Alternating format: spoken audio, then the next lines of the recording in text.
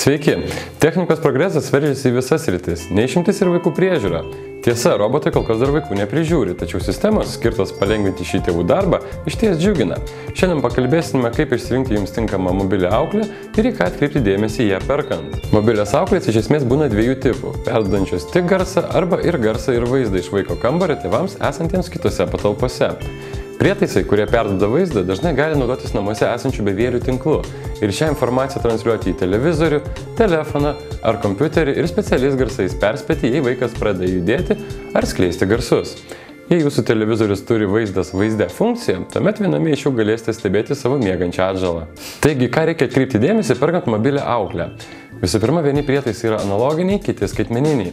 Analoginiai renginiai siunčia tiesioginį signalą, tuo metu skaitmeniniai jį koduoja. Naudojant analoginį aparatą, jo signalą gali trukdyti namuose esantis tokį patį dažnį naudojantis kiti bevieliai renginiai. Taip pat, jei kaimynai turi tokią pačią mobilią auklę, šios dvi auklės tarpusavio gali ir pyktis. Su skaitmeniniu prietaisu to niekada nenutiks. Jie žymimi DECT raidėmis. Geri aparatai šifruos visus pastebimus judesius ir girdimus garsus ir jums pateiks tik tuos, kurie yra neįprasti miegojimai. Tokie prietaisai mažiau trikdys jūsų darbus ir skelbs mažiau netikrų pavojų. Tai priklauso nuo judesių ir garsų sensorių darbo.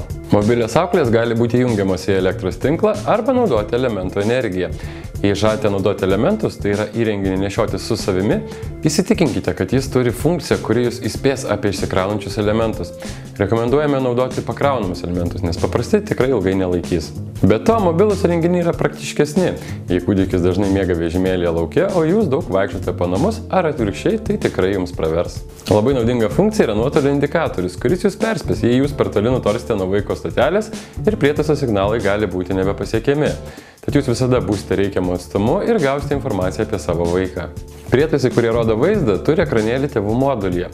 Tačiau ekrano dydis dažnai skiriasi, įsitikinkite, kad jūsų perkamame prietaise ekranas jums bus ne per mažas. Naktinio matymo funkcija yra naudinga, jei vaikas miega tamsiame kambaryje. Taip pat kai kurie prietaisai gali turėti ir aplinkos temperatūros matavimo funkciją ir perspėti, kai ji keičiasi. Informacija apie tai, kas vyksta vaiko kambaryje, gali būti perduodama ne tik garso ar vaizdo pagalba, bet ir šviesomis. Modulis pradeda šviesti, o šviesos intensyvumas didėja priklausomai nuo triukšmo lygio vaiko kambaryje. Tokia funkcija leis jums klausytis muzikos ir būti triukšme vaiko poilsio metu. Tai reiks palikti modulį matomoje vietoje.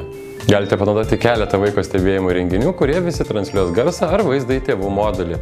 Tai aktualu, kai jūsų namas didelis arba turite keletą vaikų. Jei jums tai svarbu, pasidomėkite, ar yra galimybė pajungti papildomus modulius prie turimų prietaisų. Jei jūsų namai maži ir jūs iš jų neišeinate, pagalvokite, ar jums iš vis reikia tokio įrenginio. Na ir itin svarbu, nepamirškite, kad reikia įsitikinti, kad vaikas nepasieks šio prietaiso, o ypač jo laidų. Taip pat, tai tik pagalbinė priemonė tėvais ir toliau liekate jūs.